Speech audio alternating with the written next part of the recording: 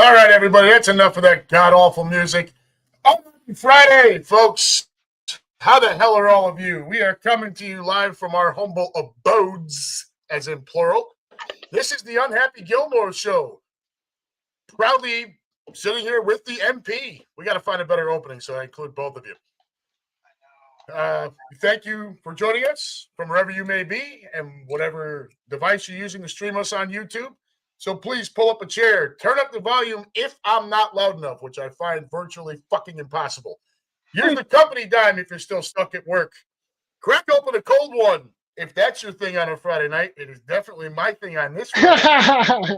Let's try to have some fun as we put an end to this week's hostage situation and look forward to another almighty weekend. MP, how you doing, brother? It's been a week and a half. I feel like it's been longer than that, at least on my end. How you doing? Yeah, it feels like when we don't do these shows for a while, it kind of just feels like time just like accelerates a little bit. No, I've been good.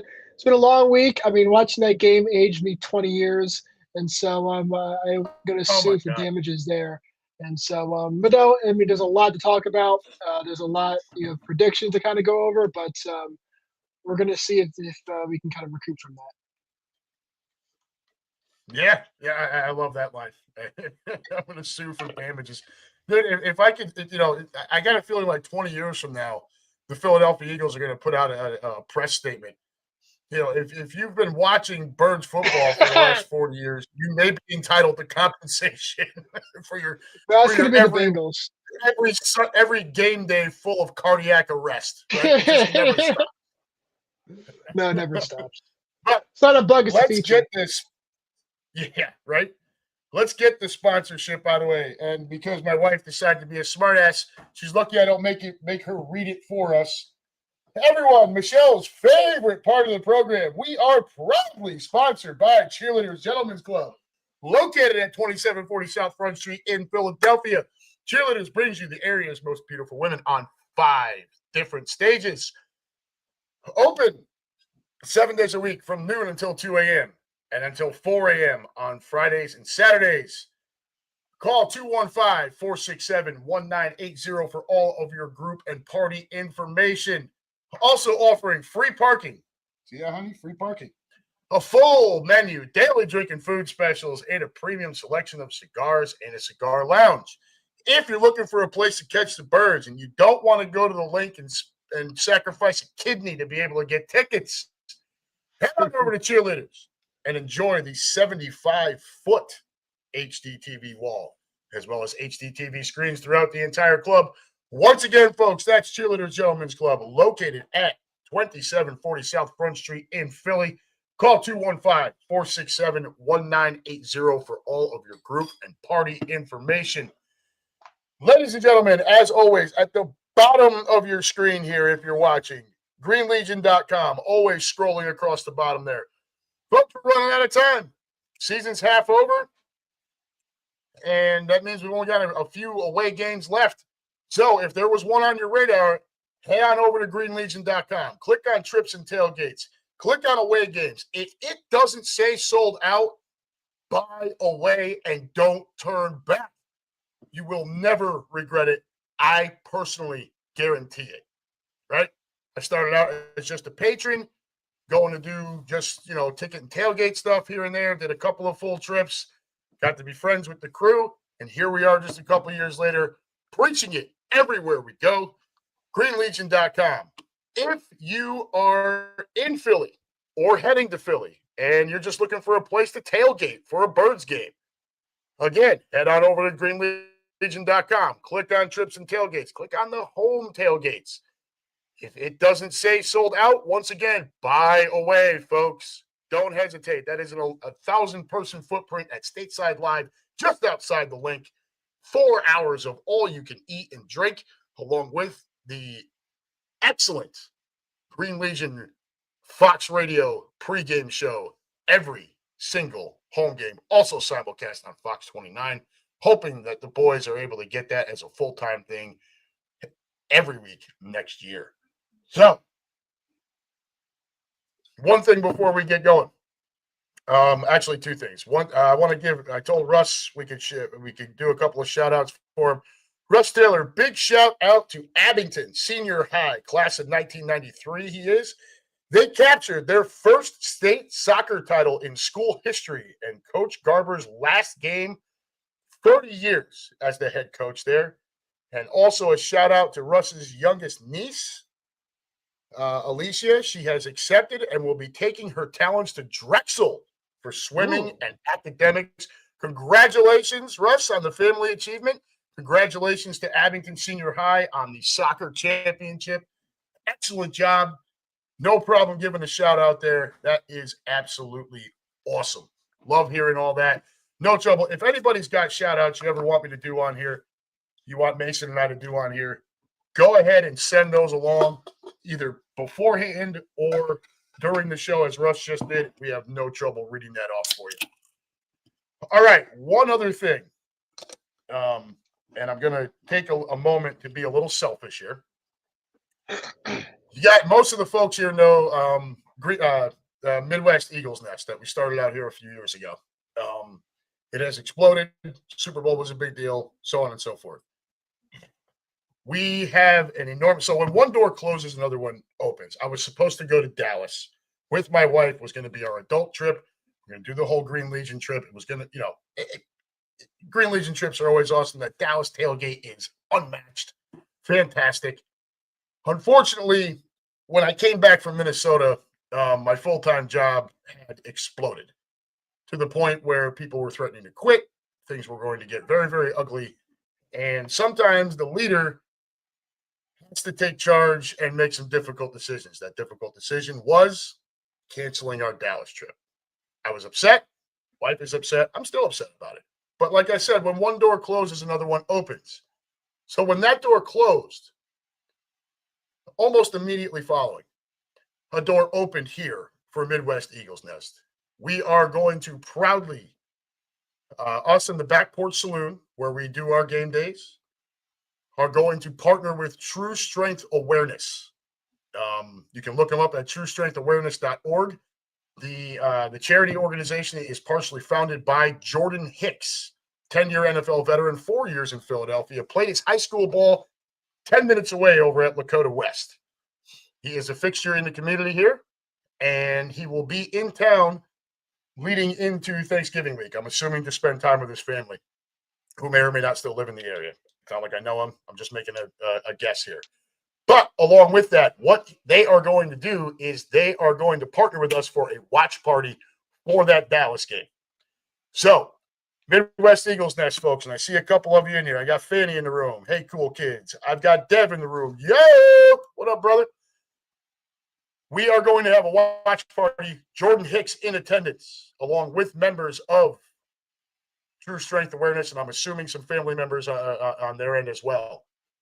This is going to involve, there'll be autographed pictures of Jordan for a $5 to $10 charitable donation to their organization. You can obtain one of those. Our Split the Pot raffle that we do every week. Well, every week that our head count is big enough. The group fund half of that is going to be donated to True Strength Awareness. The Back Porch Saloon is going to give a percentage of the profits from that day to True Strength Awareness. There will also be a QR code and a cash box for those of you that want to just make individual charitable donations. It's going to be an excellent afternoon. From everything we hear, Jordan Hicks is very much about the camaraderie. He likes being called the Romo Killer. Like, it's going to be an excellent afternoon and evening. There will be time for pictures and all of that. Just yesterday, great friend of the program, as Quimby likes to use that line, friend of the program for us out here, Lee Cummings. Excellent human, lives down in northern Kentucky. He's got a connection to Fox 19 TV station here in the Cincinnati area. He's been able to set up a 3 to 5 minute spot for us next Wednesday morning at 8:40 a.m. So my fat ass and a board member from True Strength Awareness will be live on Fox 19 to talk about this event at the Back Porch Saloon, partnering with the Midwest Eagles Nest and True Strength Awareness. It's going to be an excellent event. We're hoping it's a Super Bowl level attendance so that we can generate as much as possible for this outstanding organization. I'm going to put the link into this. I think it's TrueStrengthAwareness.org. Folks, if you want to look that up, go ahead and click on that link. I think I got it right. If I did not, I'll try again in a little bit. But that's what's going on out here. Big thing. So like I said, when one door closes, another one opens. We were very upset about not being able to get to Dallas, and we're still upset about it. But being able to do this and have this massive event out here is just going to be absolutely fantastic. I am really looking forward to it. Not looking past the Detroit game, and Mason and I are going to get into that here in a few. But I'd be lying if I said I wasn't over the moon excited for the Dallas game. You know, we always love Kill the Cowboys week. You know, it's always a fun time. Our head count is always 100 plus for that one. This time it's probably going to be double, if not triple that. I'm talking Super Bowl level event. So all of you folks, Midwest Eagles Nest wise, that are watching now or watching later, listening, whatever, get your asses signed up on our Eventbrite link. If you do not, I cannot promise you're going to have a spot to sit out. I just can't promise that at this point. So just go ahead and do it like we keep asking you to every week. I don't ask you to do this for no reason.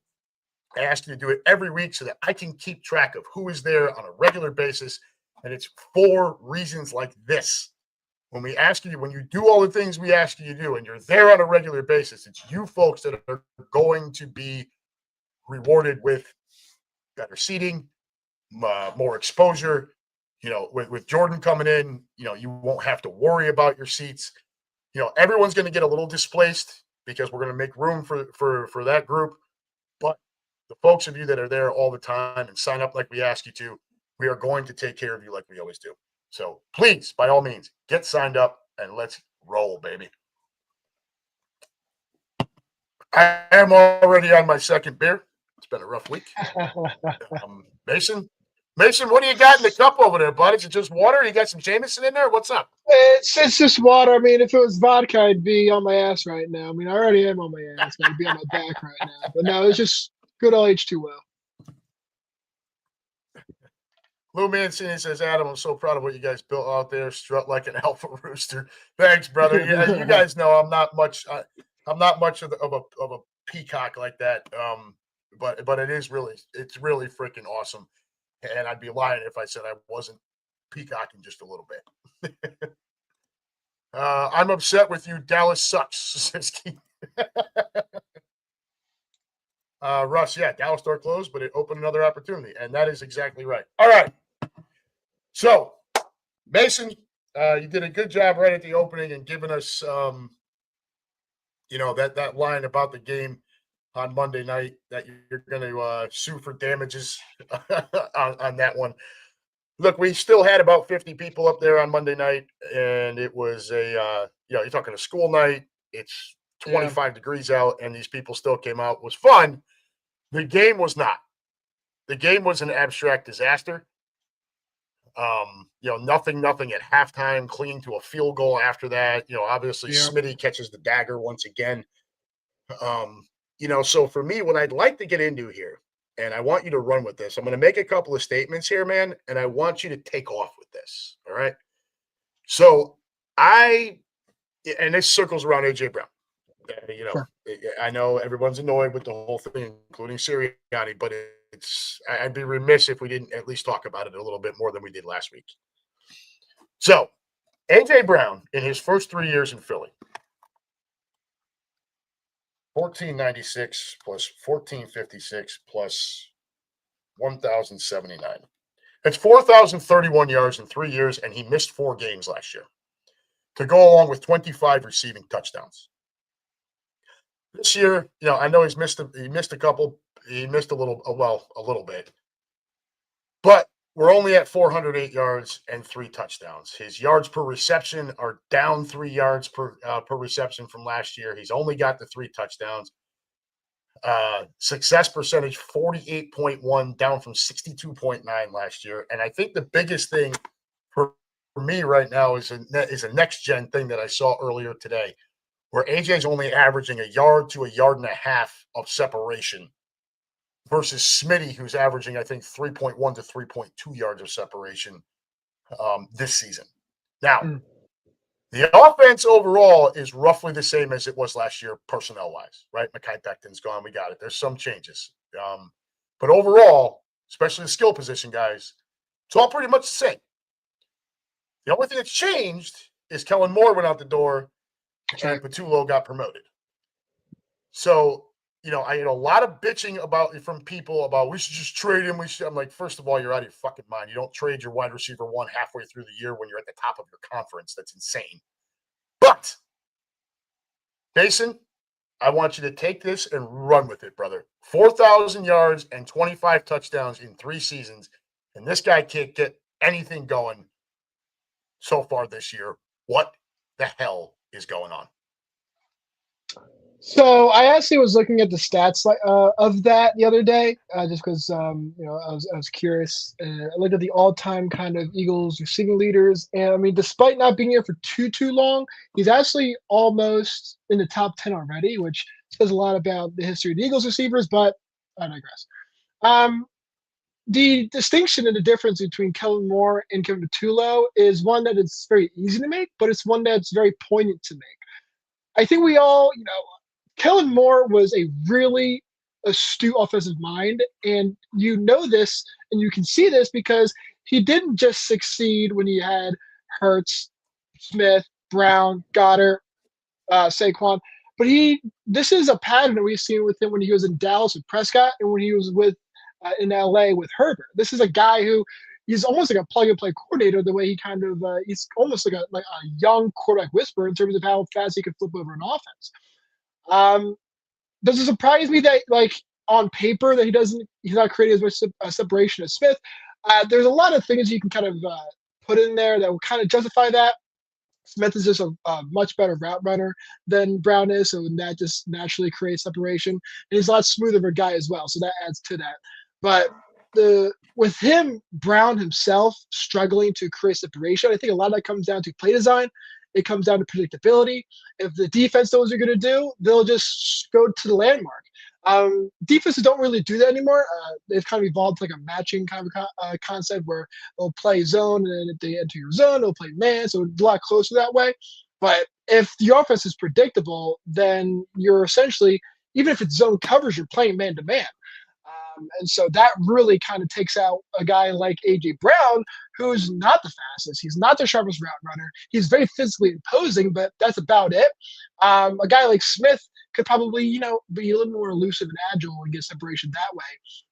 But I completely understand. I mean, I listened to the clip of Brown kind of going off on the offense earlier this week, and he goes, it's not that he's mad that he's not really contributing, although he would like to. I think every player who is winning likes to. It's that he knows from 2023 and all those kind of years that if the offense can't actually have some games where they may bail out the defense, then come January and February, we're screwed. We're screwed. Yeah, agreed. All it takes is one good agreed. offense. All it takes is one good offense to contend with us. If we get in the shootout, I'm not confident we come out on top of that. We got to see the offense of 2024 again. We can't see an offense that's too predictable. That is stifling our star players' abilities to be the star player. We're paying Brown, number one money, but we're obviously not seeing number one production out of him. The largest difference is the offensive coordinator, because as you said, the only real difference is like Mekhi Becton's gone, and that's kind of it in terms of major tinkering. Although Mekhi Becton was a great player in his own right, Kellen Moore had a fantastic, sizable contribution into the running of this team. And I'm not saying that Kevin Patullo can't be that, but what I am saying is it's highly unlikely. And this offense is very hot and cold. And unless we see some kind of consistency, I really agree with Brown that it's going to be really scary to kind of move forward going into the latter stretch of the season here. But in terms of that, it all just comes down to game planning and play calling and play design and all that kind of stuff, putting your guys in the right space. So well said. 100% agreed. So the frustration for me, and obviously the game itself was just incredibly frustrating on Monday night, but the biggest frustration for me was the fact that, we're coming out of the bye week, right? That's where you should have been able to figure some shit out. And it came out, and now look, I'm not going to put all the blame on the Birds. The Green Bay defense has been playing very well this year. They really have. So you got to give some credit where credit is due. But the skill position guys on this offense should be able to do their thing. Now, Lou Mancini, I want to put this out there, and this is just one point, all right? We're not agreeing or disagreeing with anything. I just want to look at every point everyone's making. Lou Mancini says Smitty might have passed AJ as the number one receiver. Before you blame the offensive coordinator, maybe it's a Hurts thing. And also, if AJ is disgruntled, maybe his effort has fallen off.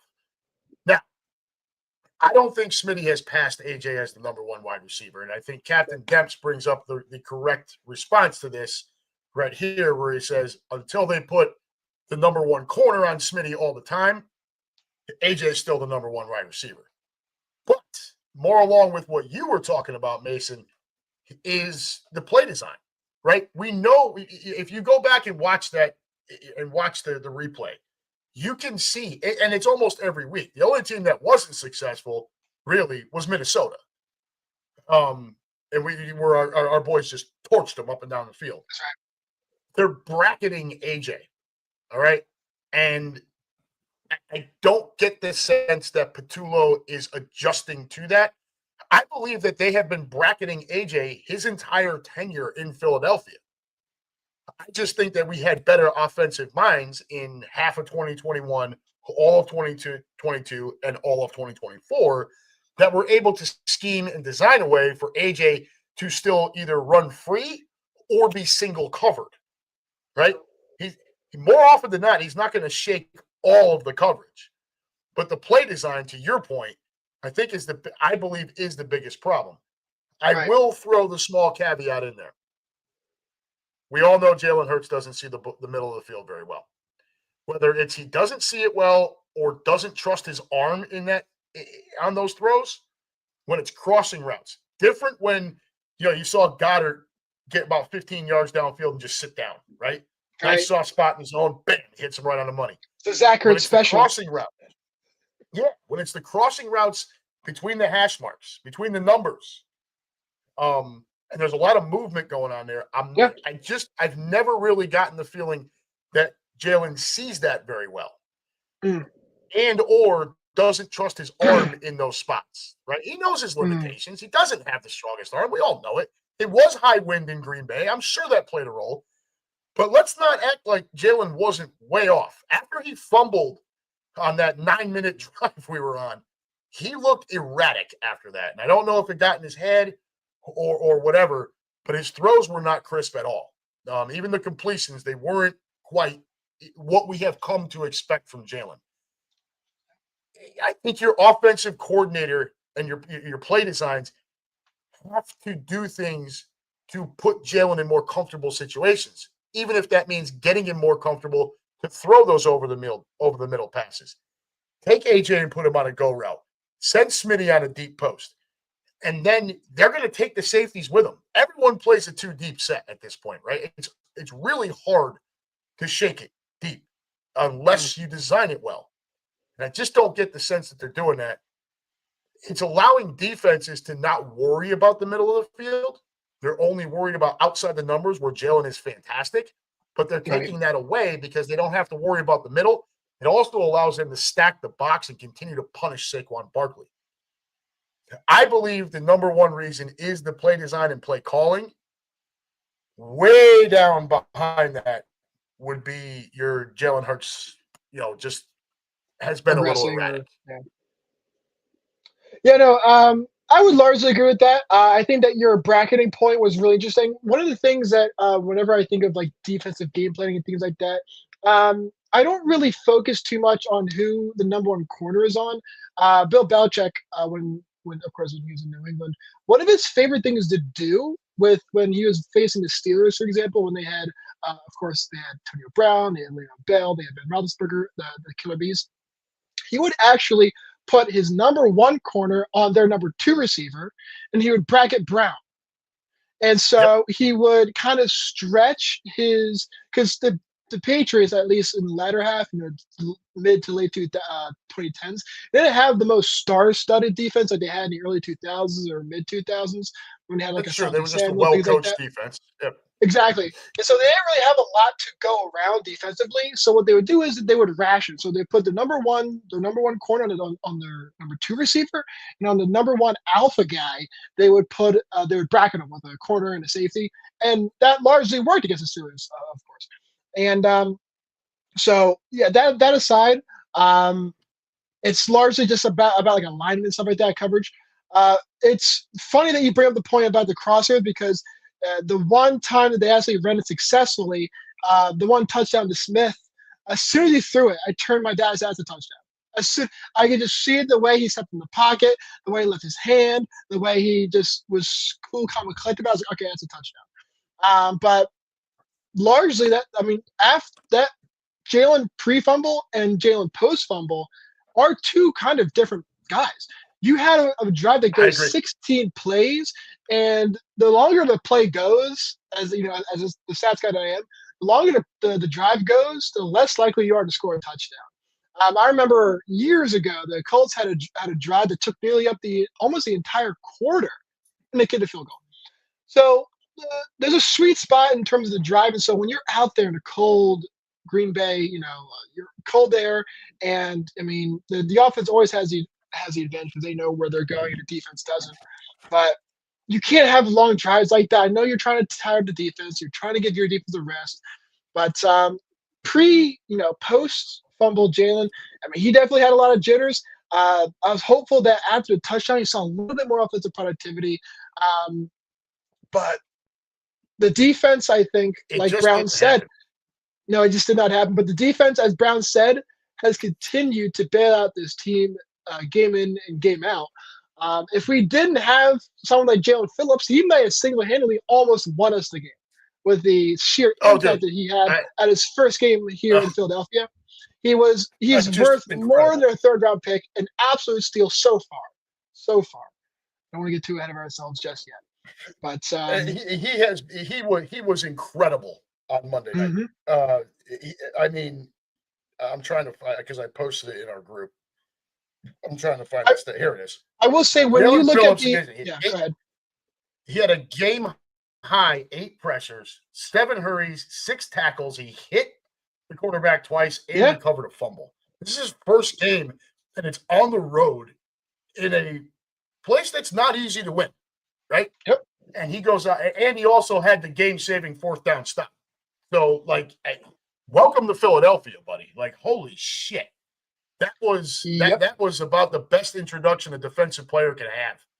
At his spot. And again, like you and I talked about last Tuesday when I was in South Carolina, earlier in the year when we had the injury to Nolan Smith, and we weren't getting pressure on the outside there.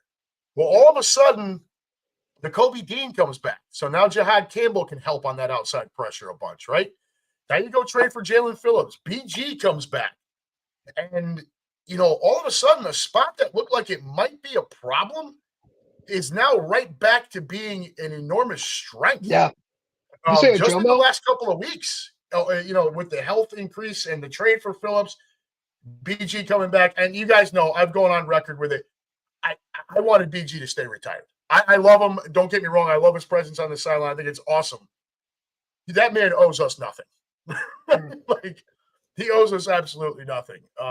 So it was a thing. Quimby and I talked about it because that was about to break while we were in Minnesota. That whole thing with BG, and we were both talking about it before it broke. Q and I sitting there, and we're both like, man, don't do it. Just stay retired. And he just felt like it was time to come back onto the field and help. And, whether that's I think all of it plays a role.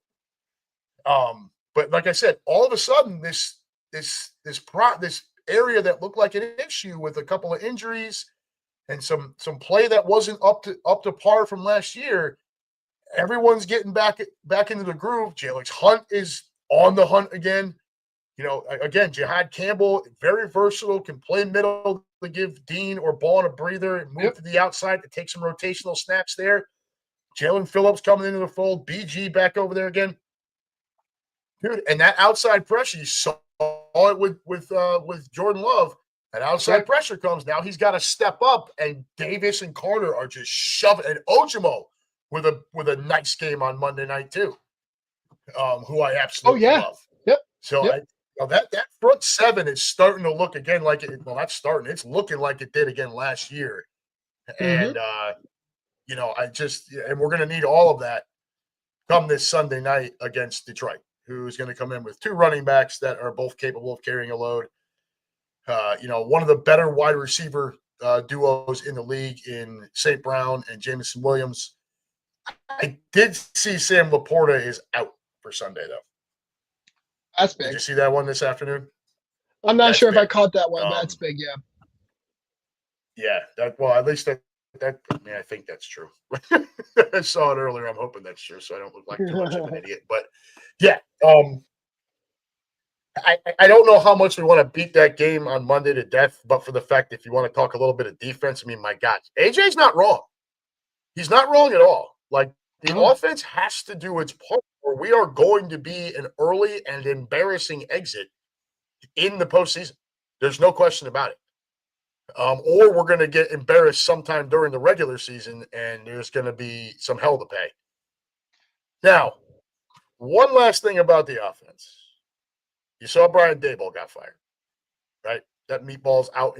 Now, look, if I was the Giants, I would have fired him after the Denver disaster. And all the rumor was that they were going to fire him right off the plane after that loss. They don't. It's a couple weeks later. They screw up a couple more games with fourth quarter leads, and it's time for him to go. I think the only person advocating for Daboll in New York was maybe Jackson Dart, right? That was probably it. But then Jackson Dart has been in the concussion getting checked for a concussion pretty much every week. So Daboll, what are you doing over there, quarterback? That may be why he'd advocate for him.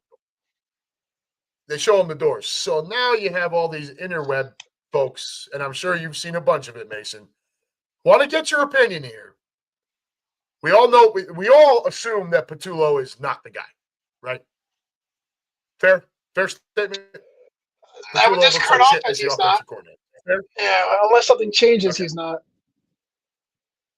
So would you, if the opportunity was there, two scenarios. One, would you fire Patullo halfway through the season and bring in a guy like Daboll to run your offense? Or two, bring in Daboll as an offensive consultant? I'd much rather him as a consultant rather than a fresh offensive coordinator, because one of the advantages of at least recent offensive coordinators is when you bring in someone fresh like Kellen Moore, they don't know the system here, and so they have to learn it. But he has an entire offseason to learn it. It's really tough on the players to drop an offensive coordinator mid-season and to pick up a guy who hasn't been in the organization system so much, and so I would rather him have come in as a consultant rather than a full-on offensive coordinator. You don't want to kind of make that switch cold like that. And so, yeah, the Giants general manager. Yeah, I don't know. And I've got buddies that are Giants fans. I don't know how Joe Shane kept this job.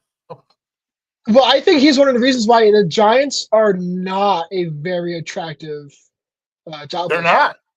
No, they're not because they don't know if that guy's going to be around. And if he hires the coach and then gets fired, that coach is the lame duck coach at that point. Exactly. So I mean, like, not a if you're the coach, well, if you're a general manager, you assume that if you hire the coach, you have to have at least at least 2 or 3 years, at least when you hire the coach. But I mean, we've also seen garbage organizations fire a general manager a year or half a year into hiring a head coach. So when it comes to the Giants, you never really know.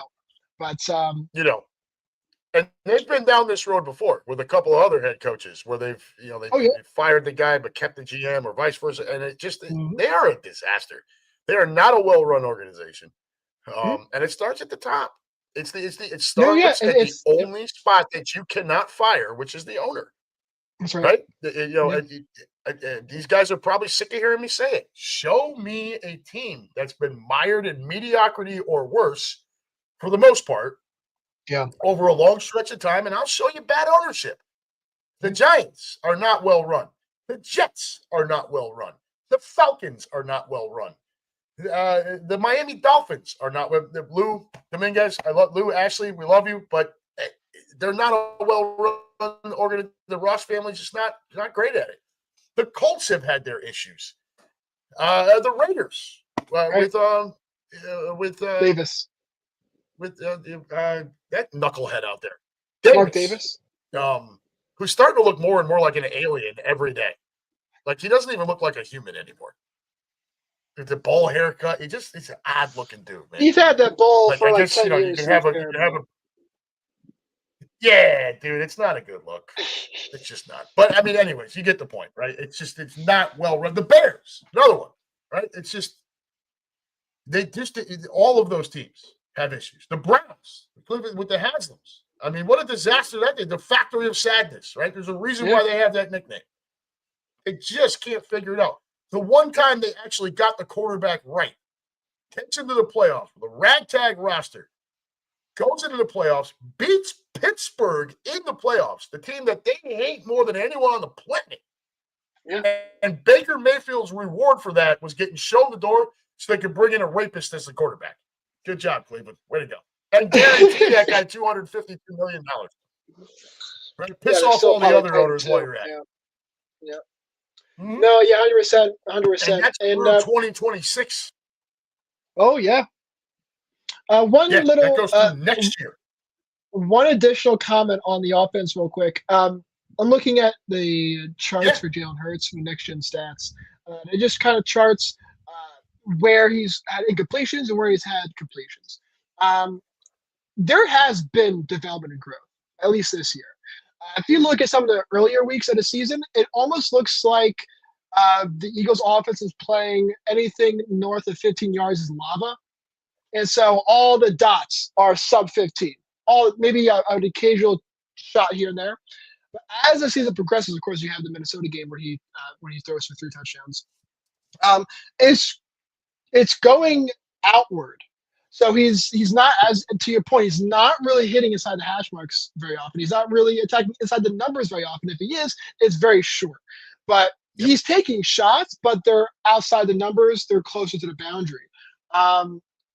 So I think we should see that stretching the field a little bit more. If you look at his chart, it looks like he looks like a timid guy. He looks like a timid quarterback who's just trying to kind of do the dump offs and, the death by 1,000 paper cuts. But that's how you get to drives that are 12, 16 plays and end in field goals instead of touchdowns. So I hope that we see this offense continue to develop that way. Kevin Patullo has got to pick something, because you can't just be, hot one week and hot, cold as ice the other one. Can't go from scoring like 28 to scoring 10, week by week, and having that pressure on the defense. It's not healthy for the entire stress of the team, the tension between the sides of the ball. But I mean, Hurts is slowly developing, so there is that. The only question is, will he develop fast enough for the offense to, accumulate that muscle to bear its own weight? Yeah, I think that's a fair point. We've seen Jalen look like, he's been on top of the world.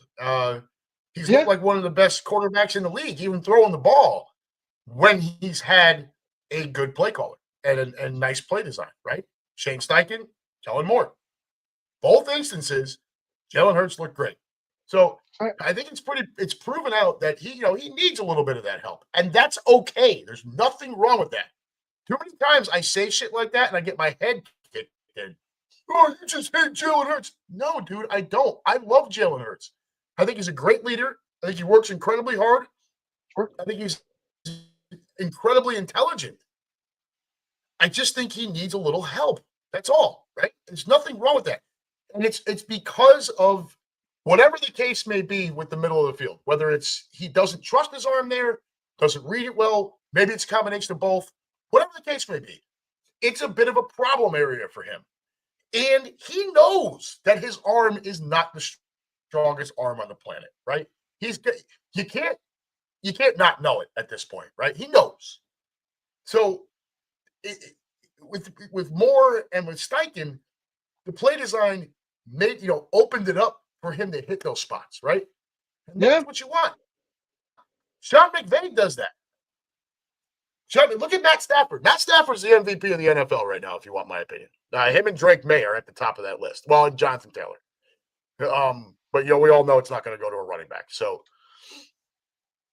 Matt Stafford has thrown for 25 touchdowns and 2 interceptions. He's 37 years old and came into this season with back issues. This is a Sean McVay offense, right? This is what a good offensive mind does. He puts his players in the best position to succeed. And I don't get the sense that we are getting the same from our current offensive coordinator. Now, I do have some comments here when we brought up about Brian Daboll possibly coming in as a consultant. Somebody brings up Matt Patricia, right? So Lou Mancini, Matt Patricia. That was a disaster. I don't respect Matt Patricia. I don't. I think he looked great under the Belichick umbrella. I really do. Brian Daboll has stood on his own as an offensive mind, as an offensive play caller. Keep in mind, this is the guy who got Josh Allen wrangled in, okay? Yeah. He was in Buffalo.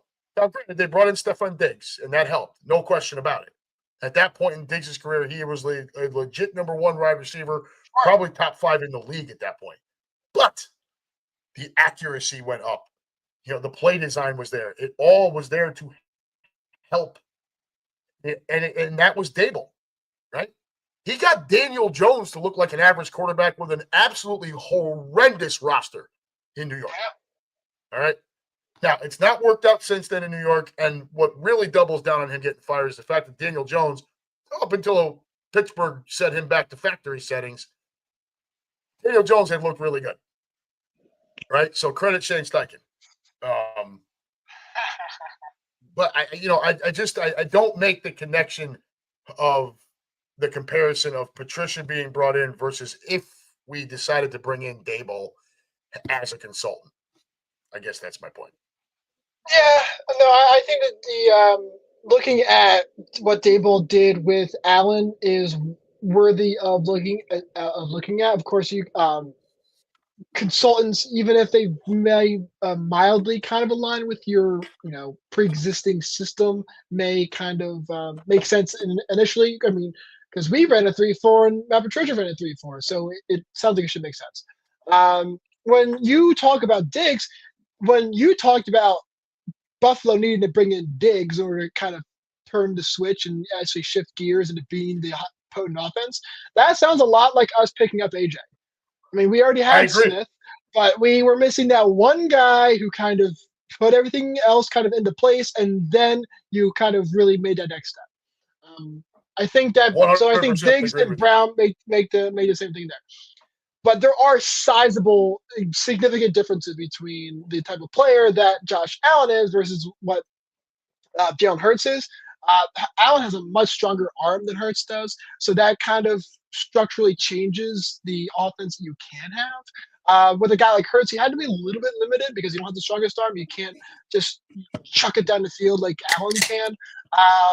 Allen was a very inaccurate quarterback in the beginning of his career, but he got reined in, as you said, and so now you see a perennial MVP candidate, Josh Allen, because of the development that happened under Brian Daboll.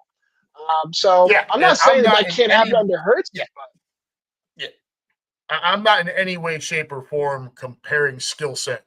Jalen Hurts. No, I'm just look. I get where you're coming from. We all love Jalen Hurts. If you can't love that kid, I don't know what the hell's the matter with you.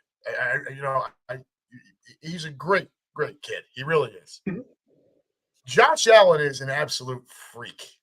All right. Mm-hmm. A guy who's 6'5", 240 pounds should not be able to move that fast. It shouldn't happen. He's too damn big. He can outrun pretty much everyone. You can't just pull him. If he's coming at you full steam, you're not tackling him upstairs. You got to go at his legs. He's too damn big and strong. And then he's got a goddamn howitzer for an arm. Like, I watched him at Wyoming. When the Bills picked him, I thought it was an excellent pick. It was just going to take a guy like Daboll to kind of rein him in and get him honed in. He just, dude, I mean, it's an effortless throw for him, right? Yes. Those throws where you see maybe Jalen, it flutters a little bit. I mean, Allen just flicks his wrist and it just Yeah. right. What I guess my point with Dable is you'd expect a guy with that kind of offensive mind to be able to develop a game plan that worked around what Jalen does well, which is throwing outside the numbers, his mobility as well. I still want to see more RPO offense. I was incredibly disappointed in what I saw on Monday night. You had 2 fucking weeks to get ready. You really had 15 days because you went to a Monday night game. When we had that kind of break, and to come out and look that flat on Monday night, credit to their defense. I got it. There's way too much skill on this offensive side of the ball to have that kind of break and still look that flat coming out. And I think we both agree after that Jalen fumble, he did look like a different quarterback after that. Yeah, yeah, and this kind of goes to what I was kind of talking about, our last kind of chat regarding my nervousness with the bye week effect. A lot of it's a double edged sword. You get an extra week of relaxation, of recovery. You get guys all caught up and everything, but then you also haven't played for 2 weeks, and so the engine's a little bit cold, and so it's really hard to kind of hit the ground running if you're not keeping up with being in shape, everything like that. Not saying these guys are out of shape in a week, but not No, playing for I a know. week definitely has its toll on the body. But I was gonna figure out. I forgot what I was gonna say a little bit there. Oh, I don't know if this is gonna be controversial or not, but I think that this offense works better when AJ stays in the intermediate between the 10 and the 20. When Brown stays between the 0 to 10 and over 20, and when Goddard works within the 20. I think Goddard is a tremendous, like you said, it's a Zach Ertz special. It's the 10 to 15-yard curl. It is the dump off guy who can, he can get yak. Hurts had big trouble with that. If remember, I don't remember. I forget if it was this year, last year, but he had the one play against Green Bay where he's literally stiff arming the guy for 20 yards and scores a touchdown on the screen pass. So I don't think that we should be stretching the field with AJ as much as we should with Smith. Smith's best highlights are when he goes deep. In the Super Bowl, he was the dagger. Green Bay, he was the dagger. But he's also really good on the drag routes, on the out routes, on the little slip routes. He's really good on those. I don't want to see Well, him on look, the intermediate side. so I want to there is see Brown on there is not a route on the planet that Devontae Smith doesn't excel at. All right, there. Yeah. he is the most technically sound wide receiver on our roster.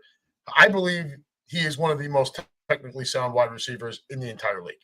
And I think he has been from day one.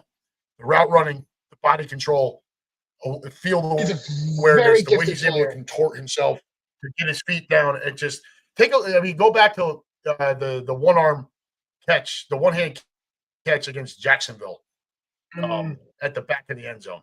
Right when that ball came out, it hurts his hand. I'm like, "Fuck, he overthrew it." And then he gets the hand on it. I remember looking at my buddy Mike, and I'm like, "Did he just fucking catch that thing?" He's a Like, living and God Madden forbid, animation. he's just dude, there are times when he's an absolute cheat code. He did it to the Bengals last year. Ran that skinny route coming right at us. We were up in the upper level of the end zone here in Cincy. You could see it right from the snap. And once it went to single coverage, we're standing up going, throw it. And sure enough, right down in front of us. And that's another dagger, right? That's his play. That's his specialty.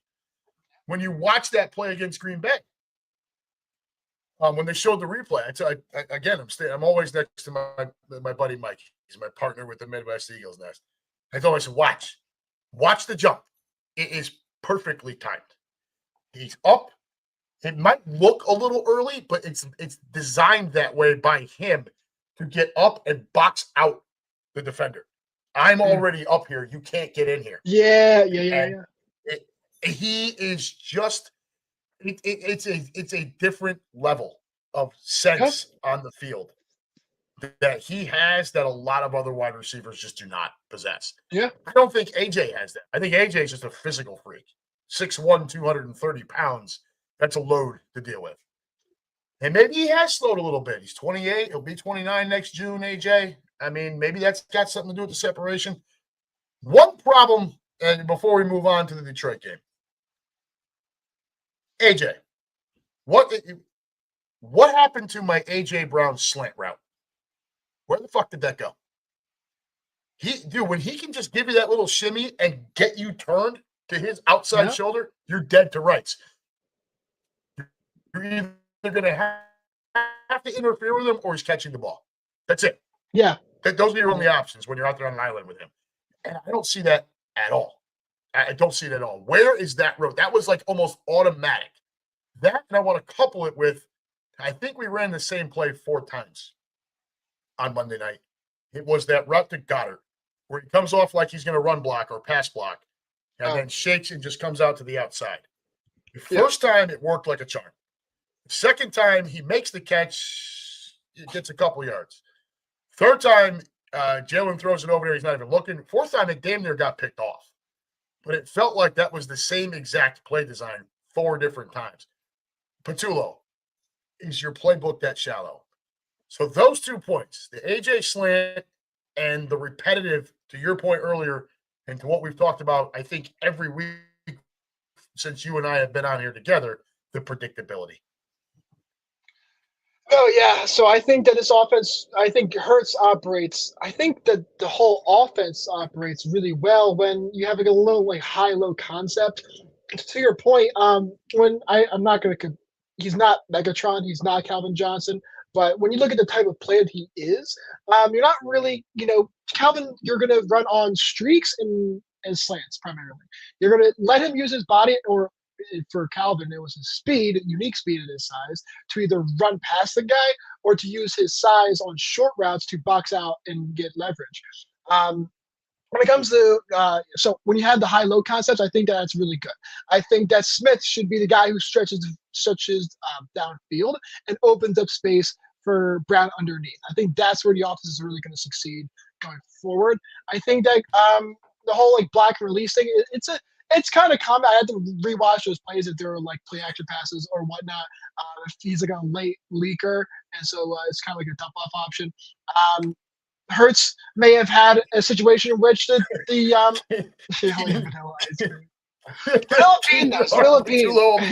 ice cream. Philippine. But I think if you really start to go back to those level concepts where you have a Goddard as the drop-down option, you have Brown in intermediate, and then you have a Smith who has enough speed to threaten deep, but also has a route running to run a comeback. I don't think our offense really utilizes that enough. I mean, Smith is one of those guys who can go sprinting, sell he's going deep, and then break back to the quarterback, and boom, there's 10 yards. He's done this so many times this year, and I think we had to see that more often. If you scare people with Smith because he's a scary guy, then it makes Brown's job of creating separation a lot easier. Because he's going to be on an island more, because you're going to need to bracket Smith because he's either going to go deep or he's going to come back. You really can't afford to have a guy one-on-one with Smith, albeit assuming he's running the correct route. You can't really one-on-one with either of them. No, you can't. I will say that. So you got to pick your poison. You can't really one-on-one with either of them. So what you have to do is, you got to pick your poison. But right now, we're not getting any respect shown to our pass game. We're just not.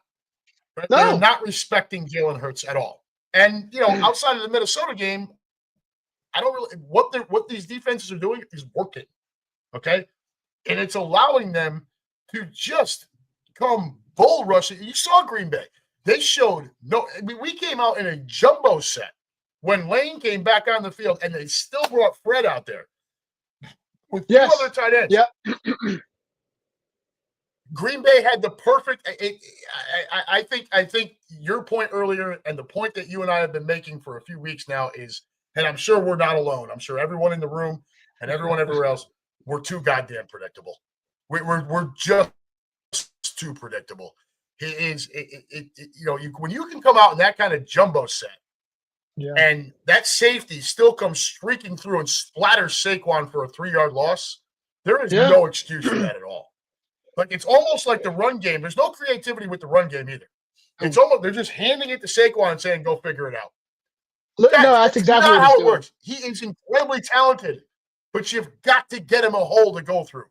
And there's no blocking schemes like I saw last year. It's not happening. I fully believe, my overall opinion is that we are winning games in spite of the coaching based on the level of talent that's on this team.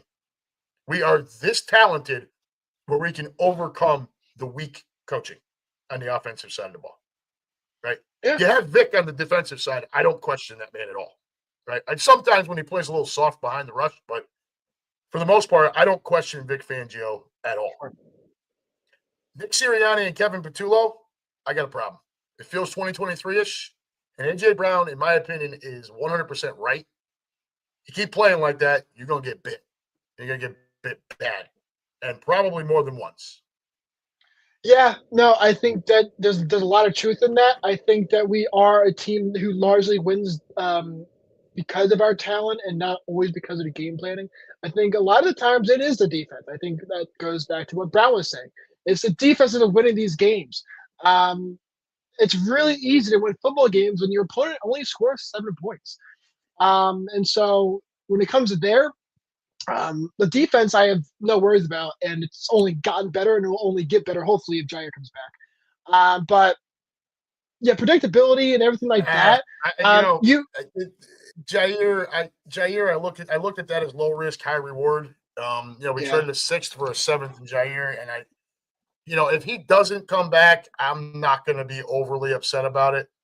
Look, we know the CB2 spot has been a problem with the Dory Jackson and all that shit, and Keely Ringo. I still want to see Jacorian Bennett.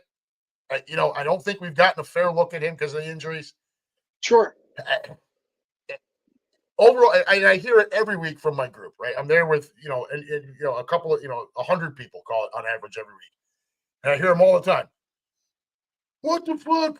Jackson got burned again, or Ringo got burned again. Guys, what you got to understand is while he might be doing the chase down tackle, this wasn't man coverage. Vic Fangio does not play a shit ton of man coverage. He gets pressure up front and he plays zone behind it. It's kind of the way the league is. There are times when it's man coverage, big pressure spots, 3rd and 2, where you want to be locked down and come at him. But by and large, he's zoned behind behind the rush. Yeah. So, I get it. Jackson's not been great, and and Ringo wasn't great, and I understand.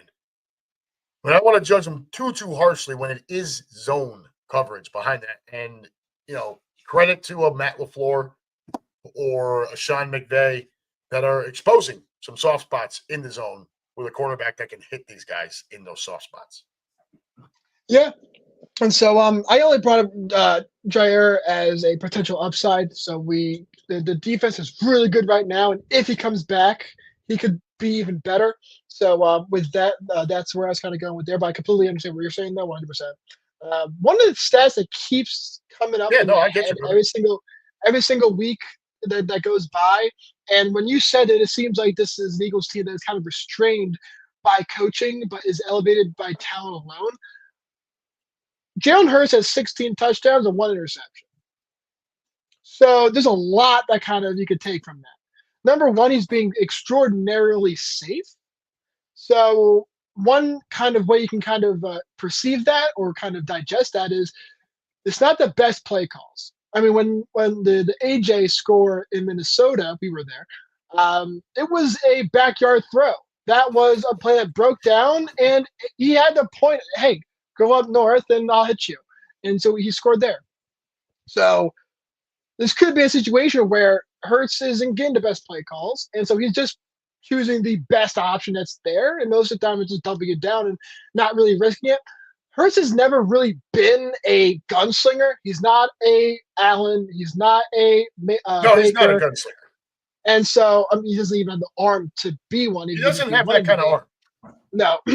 And so, but he's also, he's 18th in the league in passing yards, so he's average there. And he's just outside the top 10 in touchdowns. His QBR is 63, so it's about typically a Pro Bowl kind of level. But that's about average in the league, too, at this point. So it seems like this is a Jalen Hurts that is playing within some kind of limits. I don't think it's his limits because we've seen what Jalen Hurts can do in 22 and We've seen him be 24. so much better. And so it does scream that something's holding someone back here. And you see the stats of Saquon, same thing. Saquon had 22 rushes for 60 yards, 2.7 average. That's criminal. He should sue. It's civil. He should sue. Absolutely criminal. When you look at the third down efficiency, though, we got better there, 7 for 16.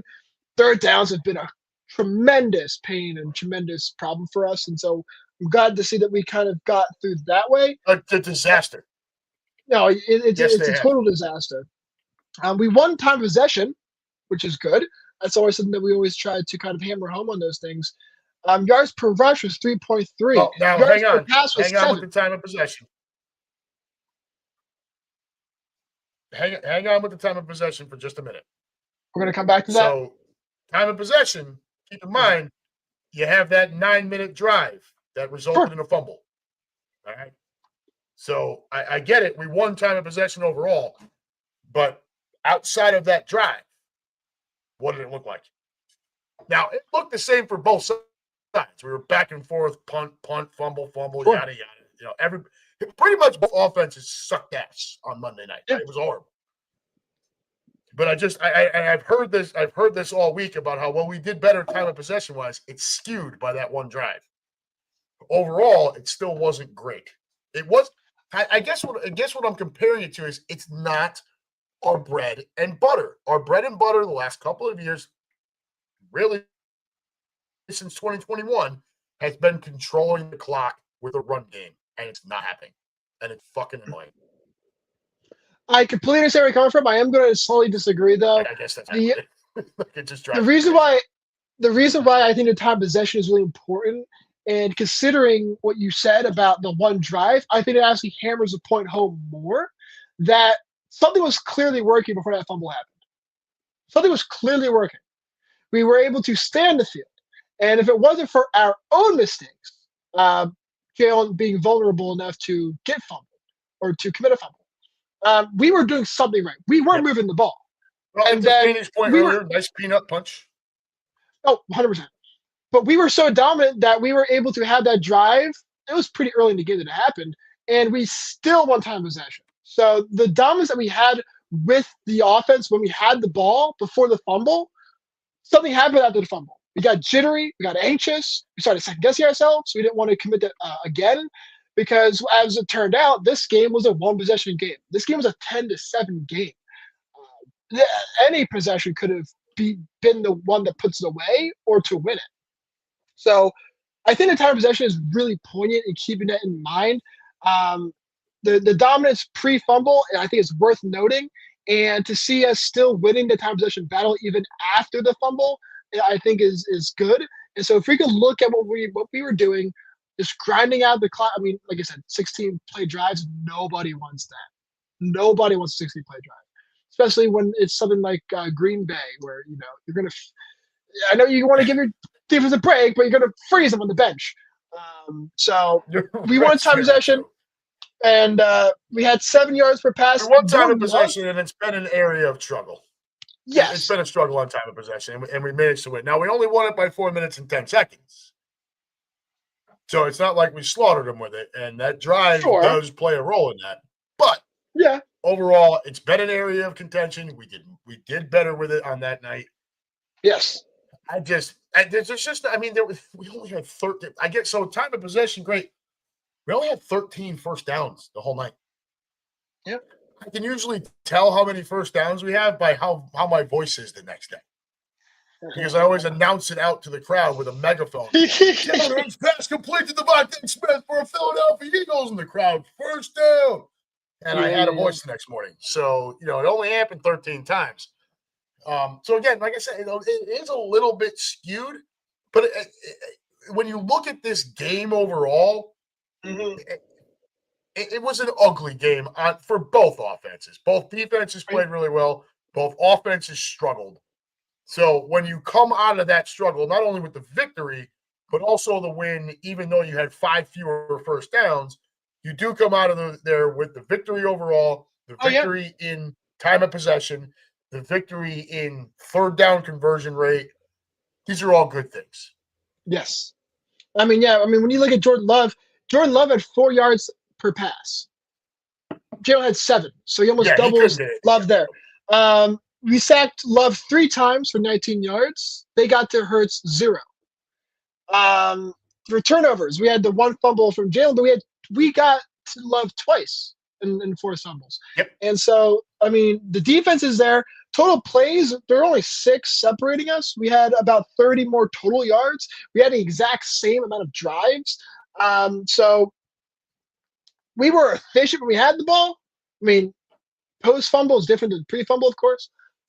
But, I mean, it's another defensive showing. We had more rushing yards somehow, even though it seemed like Josh – I think that I counted. It felt like – it was 5 to 6 plays. 5 to 6 opening plays by Josh Jacobs were Josh Jacobs. It was either runs or passes to Josh Jacobs for that whole first drive. And so, of course, there was penalties that hurt them, pulling them back. They only had 4 penalties of 20 yards, but those are costly penalties when they hit. We had 7 for 61. And so the Packers a little bit undisciplined when it mattered, and we capitalized on that. But I think this is like you said earlier in the show, this was an example of talent coming through and overcoming bad coaching. All right, before we get out of Detroit here, I wanted the room's got a couple of things here. So Fanny, and she's one of our Midwest Eagles Nest most high energetic folks out here. Does Jalen Hurts even audible anymore like he did in the Giants and Vikings game? I'm not even sure how much he audibled in those games versus the fact that he's not really audibling much overall. I don't know. Yeah, Mason, kind of to your point, is there a leash on him a little bit? It feels a little It doesn't feel like it's Jalen's offense. I guess maybe that's the best way I can sum it up. He feels right from day one, he has looked, at least in some way, shape, or form, every week, he's looked a bit uncomfortable. I think everyone's looked uncomfortable in a way. When you looked at the offense last year, it very much felt like it was Saquon's offense. But that's not to take anything away from Hurts, but Saquon was an MVP candidate. I mean, he was 3rd MVP voting last year. But no, whenever the offense takes the field, you do kind of have this weird guttural sixth sense of like, okay, so who's the alpha guy here? Who's like running this thing? Who is this offense like revolving around? Who is like the battery, the engine, the motor of this offense? It doesn't feel like there is one. That's something that we didn't have in 22. It's not something we had in 24, of course. So, having all of that kind of come together, I think that's a really, really good point. And sort of weaknesses of Kevin Patullo, of the predictable play calling, of the Hurts with the 20 touchdowns and the 1 pick, or the 16 touchdowns and the 1 pick. Something's restraining someone there. There's not kind of total freedom, which is what successful quarterbacks have to have. We're not seeing Jalen audible. That is correct. Wentz, I mean, say what you want about Wentz. I did like Wentz for a while. But, he would have, the kill calls in the year that we won Super Bowl, of course. And so being able to kind of have a quarterback, trusting your quarterback to do this type of things is really important. But, it doesn't feel like we have that. Something is wrong in terms of the chain of command with trust. This is something that is disappointing to see even after the bye week when you had extra time to talk this through and hopefully mend some stuff. The fact that it doesn't and it didn't and we're still seeing this is very worrisome. Brown is 100% right, of course. And so this might be another one of those teams, another one of those Eagles teams that is really good on paper. And the record is really good. But when you watch them, they are not their record. They could be, but they're not. And it feels like another painful playoff exit where we go into the off season and we ask ourselves, why do we just waste a year of Jalen? Why do we waste a year of Smith? Why do we waste a year of Brown, of Goddard, of Saquon? When we knew something was going on, we all pretty much kind of knew what it was, but nothing changed. And it's organizations that don't change or change too much. There's a sweet spot there that are bad organizations. There is. When Yeah, you're I too agree hot with or you're too cold, you don't want to make change, or you're too fast to make it. We can't be killed by inaction. But I do know that with Howie, he's not a man that makes rash decisions. So I do trust Howie. Yeah, you got to trust Howie. And, people can bash Sirianni all they want.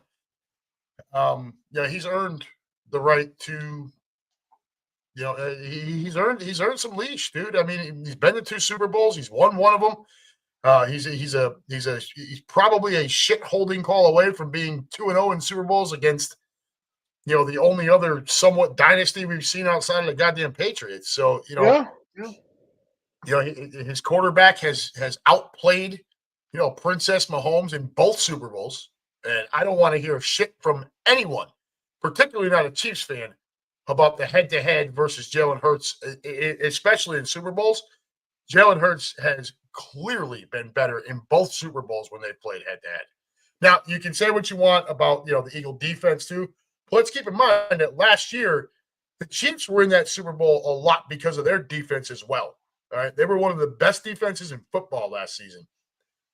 And we carved them up like they weren't even fucking there. Right. That dagger should have never happened if you're that elite of a defense. So I don't want to hear it. Chiefs came into that game with a very elite defense of themselves, and the Eagles were just overall way better. A lot of that due to the fact that Jalen Hurts flat out outplayed Patrick Mahomes. Oh, Well, yeah. I think the Chiefs in that game. I think if you ask me, I think they sold their soul to make sure they didn't lose the Super Bowl to Saquon Barkley. To Saquon Barkley, which I think was the correct game plan. I really do. I don't blame Spagnuolo at all. It's just at that point, and this is what I talked about before, when we signed Saquon before last season. This is what I talked about. We already have the elite offensive line. And I'm like, and we've got these 2 stud wide receivers. We've got a nice tight end in Goddard, a nice backup tight end in Calcaterra. But part of my thing was, look, if this offense clicks and everyone is playing to their potential, I don't think there's a defense out there that you can devise to shut us down. You're going to have to try to outscore us. And our defense is too strong to let that happen. So if this team gets on a roll, we're going to slaughter everyone. Literally everyone. We're going to run over everybody. Yeah. And it happened. You know what I mean? I mean, the only game in the playoffs that was even in contention was the freaking Rams. And that's because Matt Stafford is just who he is, right? If not for Jalen Carter, man, I don't know. Yeah, no. And yeah, go ahead. No, go ahead. Yeah. I would say let's we've been an hour and 15 here. Let's move on to Detroit. If you don't mind. You got anything else about Monday night? No, we're good. A lot of time on a game that only had 17. Right? We just did an hour on a game. Right? We just did an hour on a game whose highlights weren't even 5 minutes. Well, it ties into the AJ thing, right? He's not wrong.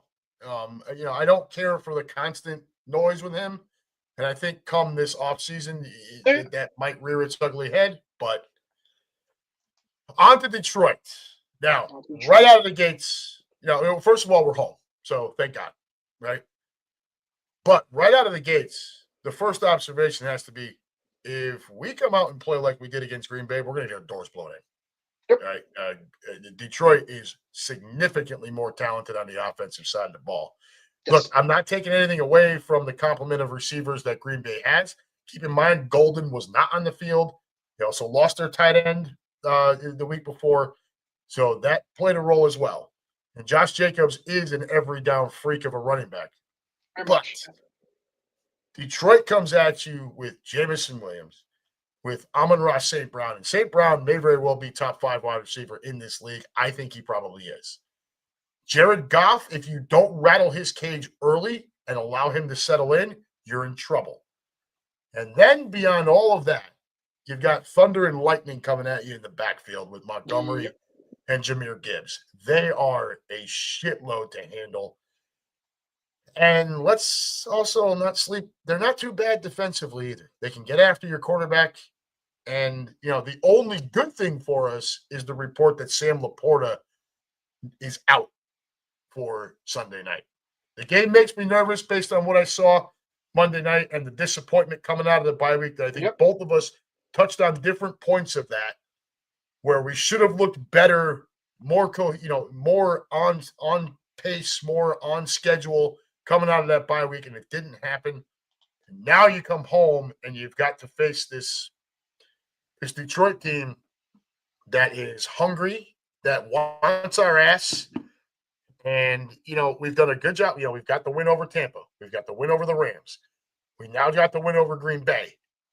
You get this win over Detroit, you put yourself in a really, really driver's seat to take that number 1 seed. But man, oh man, the way that offense looked on Monday night, it's got me very nervous about Sunday night. Fire away, brother.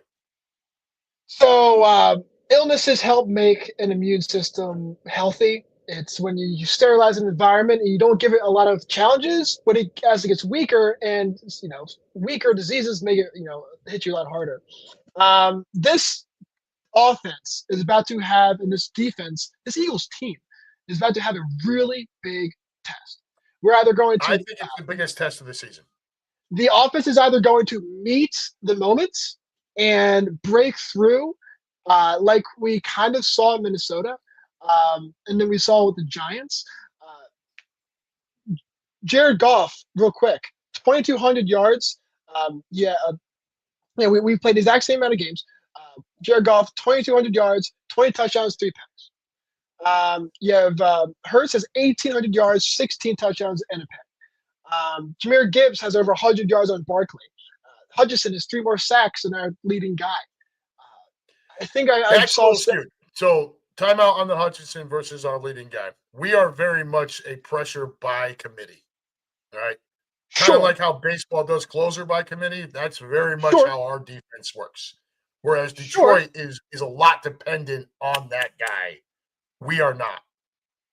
So that's my only call out there when you look at that. That's certainly a good point. And I hope that kind of shows up on paper or on tape as well when it comes to the Lions game.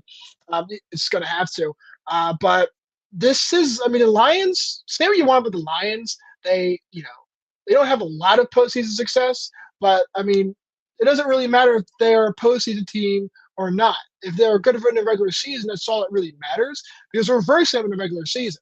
And so it's either our offense meets the moment, as I said before, or our defense is really going to have a big test. We haven't really had us to go against a star-studded offense in a couple of weeks now. And so when you have a guy like Amon-Ra, you have the double-headed monster with Montgomery and Gibbs. Yeah, of course you have Goff and all those guys. Laporta being gone is huge. That's huge, absolutely huge. The amount of play you have with your linebackers at that point, not having to worry about, or where Cooper will come down and kind of bracket over the tight end to help. You don't have to worry about that. You still got to worry about the tight end. It's still going to be part of your offense, but it's not Sam Laporta, right? Huge difference, massive shift on that. Yes, they're still really fucking talented everywhere else. No, yeah. Not to mention the fact Penei Sewell might be the best tackle in football. It's on the table that he's the best tackle in football. Certainly the most athletic, yeah. Yeah, and you're gonna have to fit. Like, if you can't rush over him, then you might have to overload on the other side to get at Goff, which then allows him to call bootlegs rolling out away from it. And now you're out there. Now you're going to put – look, I don't ever worry about Quinion Mitchell. But if Adoree Jackson or Keely Ringo or Jacorian Bennett are out there on an island against the Jameson Williams, who in my mind, he's the one that scares me. Remember we were in Minnesota. We did the pregame show, and I told you Jordan Addison was the guy I was most concerned about in that game. And he devoured us all game long. I was not worried about Quinion versus JJ. I will take Quinion versus anyone at this point. He's earned that respect.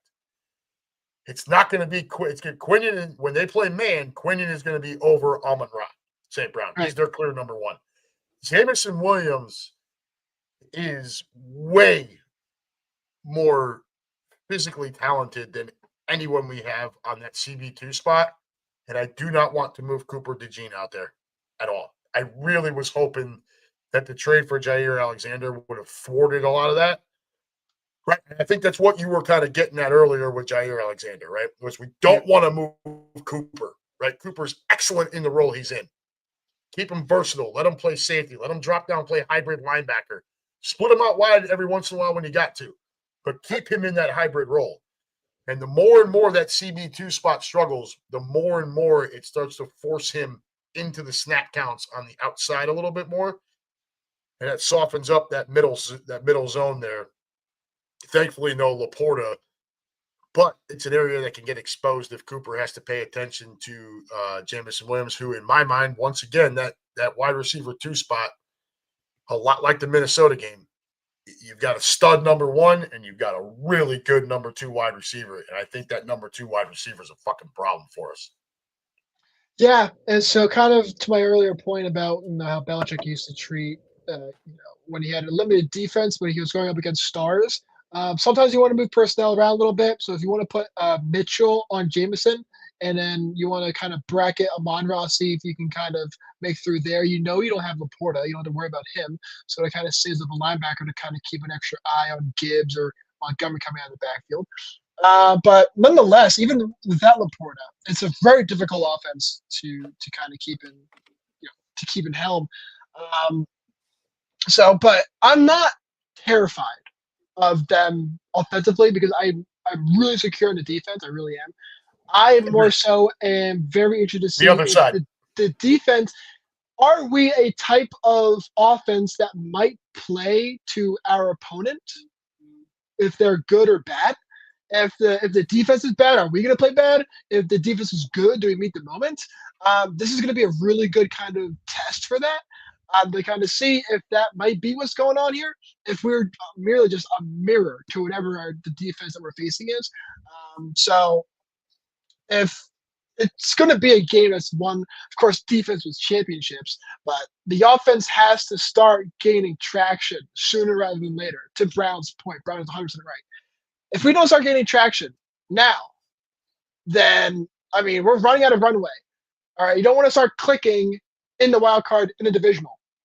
We don't want to start doing look, time out. If we get there and that's when we click, I'm not going to complain. Because if we click, everyone's fucked. Yeah, I'd rather kind of see it. You want to see it going in, though, right? Yeah, of course. You don't want to hit top speed when you finally, pulled off the tarmac. You want to kind of get to speed and then just naturally pull off. And so we don't want to be too late of a bloomer. We're halfway through the season. It's not like we're going to be peaking in week 4. We got to last that like 6 months or 5-6 months. And so, we got to start peaking within the next couple of weeks. Within the next couple of weeks, then we can start gliding. You don't want to have to start peaking in week 16, week 17, week 18. That's going to be a lot of stress on the team of saying, hey, guys, what the fuck's going on? All right? We're running out of time here. We got to figure out what's going on here. And so I think Kevin Petullo feels it. I think that the whole organization feels it. And after Monday night, I don't know how they can. No, yeah. You come out of the bye week and look that bad. I don't know how you can't feel pressure. Like, something has to give. Yeah, and so we've got Fanny here. Fanny's, like I said, she's one of our most energetic and huge addition to our group out here. She does have a minor character flaw. She's an Alabama fan first. So here she is. Terry and Arnold is going to be all over AJ. All right, look, Fanny, look, just because he played at Bama doesn't mean he's a stud. Okay? He just doesn't. All right? If he's all over AJ, then I will once again go back to play calling and tell you that we are just not doing what we're supposed to be doing. She does bring up a good point here, though. I got one other bone to pick here. Our fumble came from a peanut punch that was just mishandling the ball. I can't get mad at that. I disagree, Fanny. And the reason being, you already had the first down. Now, I don't fault a competitor for trying to get every single inch you can get, right? Football's a game of inches. We all know it, especially with the tush push. Like, we all know it. So I can't fault Jalen Hurts for trying to fight for more yards. But this is also a part of quarterback development. You've already got the first down. Get down. Just get down. You had a 9-minute drive going on. You were obviously struggling in yards per play at that point, right? There were no chunk plays going on. It was 16 plays, 9 minutes to that point, or just about 9 minutes. You got to get down and secure the ball. So while I get it, it was a great defensive play on the peanut punch. I'm not taking that away. I was mad at it. I was very mad at it. You have got to protect the football.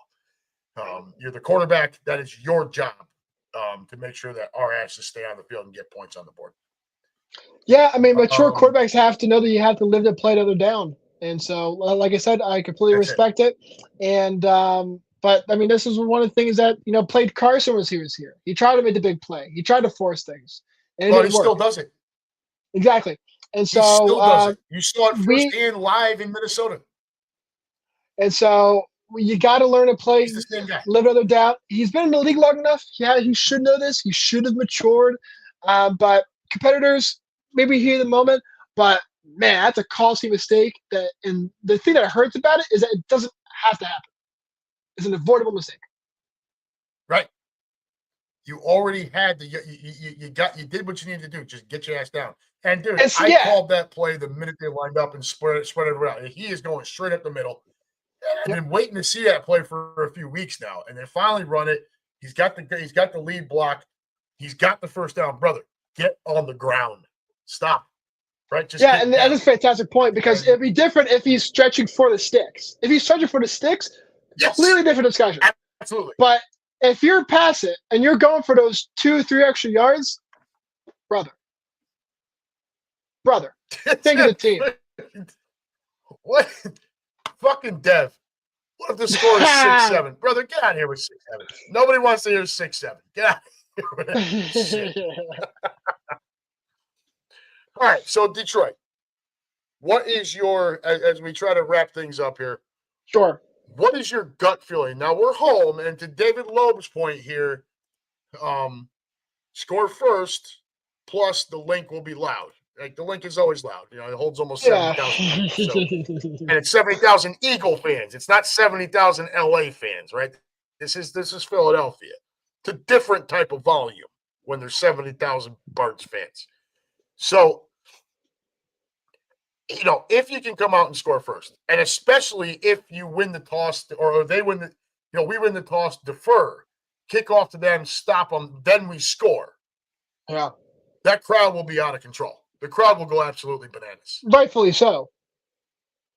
But, and that's just compounding on Dave's point.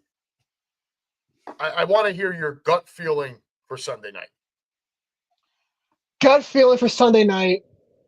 Honestly, my gut feeling says that it's going to be we might get 3 or 4 sacks, but they might be later in the game. I think that the Detroit knows in the beginning of the game that if to beat us how we currently are, you definitely want to get us early, and so you want to get if they get like a 10-point lead on us in the first half at halftime, we're in deep shit. Because this isn't the Rams of earlier in the year. I mean, these guys are a lot better than that. Yep. If our offense doesn't click fast, we're gonna fall behind. I don't know how fast we're gonna click. Something tells me that it's gonna where you might have some flares early on in the game, but I don't think it's gonna be something that stays through the rest of the game. I hope it isn't a second half game, but the gut feeling. I think that the defense and the offense go back and forth. So I think that we're able to control the Lions. I think we're going to they might score, I think, 24. I think that the real question is whether we score 17 or whether we score 27. That's going to be the question for the offense.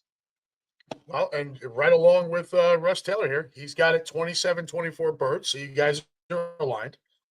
I like the points you're making there. In particular, if the Lions get up early, that allows them to lean into that run game, right? Yep. And what it also will allow is for Jared Goff to settle down. He can be erratic early, especially if you come at him, right? You're able to smack him around a little bit early, and you're able to then capitalize on that and take the lead. Don't get me wrong. It's not like their offense can't come back, but he's not great when you've got him down by, let's say we get up 10-0 first quarter and our defense is in his face all the time. He doesn't respond well to shit like that. He never has. Jared Goff is a guy that needs to be on schedule. When he's off schedule and he's trailing by a touchdown, maybe 10, it's a problem for him. He gets shook up. It's always been the knock on Jared Goff. It was like that when he was in college. It was like that his early tenure in with the Rams, even when they made the Super Bowl. It's always been who this guy is. The flip side to that is if they get up 10 early and he's able to settle down and they're able to lean into Montgomery and Gibbs and just start coming at us with that offensive line of theirs, that is ugly. I am going to make a very, very bold prediction here. I think we win this game 30-20. I don't think they ever get on rhythm. I think the pressure that we're able to get now with that massively deep rotation on the edge. Now, look at this is injuries. Look at injury reports to who's going to be in and out. But let's just say, for the sake of argument, we're good. Sure. I think the edge pressure and the nice rotation we've got on the outside and in the interior defensive line keeps Jared Goff all screwed up all night long. And I am going to the bold. I don't think the 20 part of it is the bold prediction. I think it's the 30 that I'm saying that we're going to score. I got a feeling we're going to get right this week. I think it's going to happen. And I don't care whether that's A.J. Brown going for $150 and 3 touchdowns, or Smitty doing that, or Saquon Barkley goes bananas. I don't care. I think we find a weakness in that defense, we expose it, and we abuse them at home on Sunday night, and we solidify what is our conference. You get that win on Sunday night, dude, and the team has to know it. You get that win on Sunday night, you are well in the driver's seat for that number 1 seed, right? Yeah. It's not. I mean, all you got to do from there is get your game against Dallas and beat Chicago. After that, it's pretty much. And the Chicago game, I don't ever guarantee anything, but we are so much better than them. It's kind of ridiculous.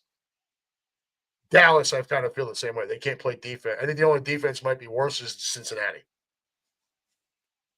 Get this win on Sunday, and man, oh man, are you in the driver's seat. I think that team is going to look at it that way, and I think you're going to see a little bit better execution. And I've got it 30-20 Birds. That's my gut feel. Yeah, I mean, it certainly is a bold prediction, and of course, here's hoping to that. But no, yeah, this is gonna be a really big game. It's gonna be a really big game, and it's a huge game. And I mean, I think Brown is gonna be. I mean, if Brown doesn't pop off, and we still win, it'd be interesting to see if he still kind of has some comments to make in the locker room. But this is one of those games where there is a sizable difference between winning this by 7 and winning this by 10. So it's going to be, if we do win, the margin is going to be very important to see how close the game was, to see who has really controlled the game. But it's so hard to predict an unpredictable team because you just don't know what you're going to see week in and week out. These Eagles teams, 2023 was really bad, but 22 and 24 were pretty consistent. This team is all over the place. But I think that the offense are all over the map, dude. That's kind of why I'm doing what I'm doing. This isn't like a unhappy says type of thing here. It's just this is my gut feel. I think this team rises to the moment. I think there's too much good leadership and talent on this team. I think they rise to the moment and they get the double-digit victory, man. At home in a game, if they're not treating this like a must-win, then we've got a problem. Okay? Now, if we come out and lose by double digits, you and I are going to have a fucking field day next week. Yes, we will. More than we did this week. Yeah, no question. All right, Mason, final thoughts. Let's wrap this up and get on with our Friday nights here. I feel like a broken record. We said this going into 2 weeks ago. This almost feels like the game where you had to decide, do we start being consistent here? Do we start seeing an actual vision, an actual kind of a vision, a brand, kind of going here? The defense has been the most consistent part of this team. The offense has been the most inconsistent part of this team. I have no frets. I have no worries about the defense when it goes up against the Lions. I just do not know what Eagles' offers we're going to see. This is not a defense where you can bullshit your way through and win the game the same way you can with with the Packers and whatnot. The offense has to show up. If they don't show up, then we're going to lose the game because we don't score points. If we do show up, we're going to win because we scored. You're not going to hold Detroit to 7 points. No, you're not but I holding think Detroit that to 7 points. you could realistically hold Detroit to 20 points, and that's where it comes down to whether you score 17 or you score 27.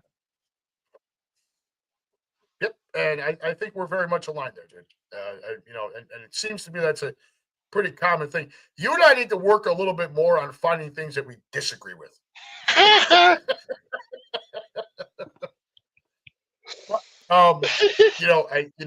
just final thoughts on this end. I have had a rough week. I've had a rough couple of weeks.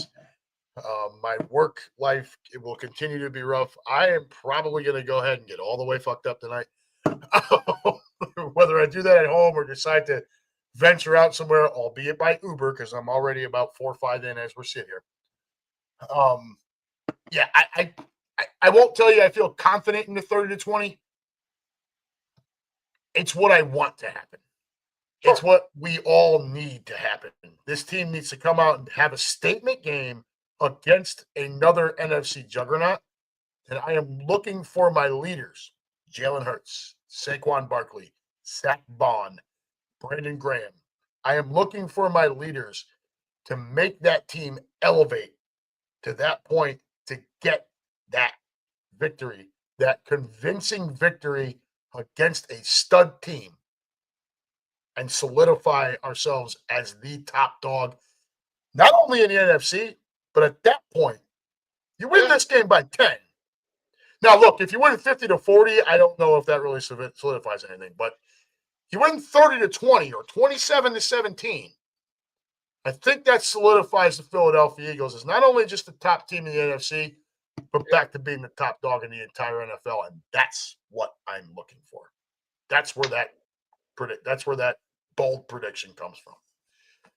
So, with that, we're going to close up shop here, kids. We've been at it for an hour and 40 minutes. It always goes incredibly fast. I got to tell you, brother, this combination feels like it works pretty well, you and me. I'm liking what's going on here. I've gotten great feedback about you, which is really cool. Appreciate it. Everybody's enjoying. So, and that's the name of the game. So, we're going to close it out like we always do. For everyone in the room that has been here with us the whole time, thank you very much for tuning in. For everyone who watches later, we appreciate you as we do everyone. Come on back again next week. Mason and I, we'll talk about what day next week. Next Wednesday might be a little tough for me. I got that morning TV spot, so I don't know my work schedule, how I'm going to have to finagle that. But come on back again next week. We'll let you know what day and time. Until then, folks, this has been the Unhappy Gilmore Show with the MP, and we've got to find a better way to do this. Powered by Green Legion Radio and part of the Green Legion Radio family, and proudly, where's my wife? Brought to you by the beautiful women at Cheerleaders Gentlemen's Club, located at 2740 South Front Street in Philadelphia. Call 215-467-1980 for all of your group and party information. Y'all, be safe. Enjoy your weekend. You've earned it. Don't do anything we wouldn't do. Remember, the judge is not back in until Monday. And Mason, how do we close out the show? As always, Go Birds! go Birds! Take care, folks. We love you.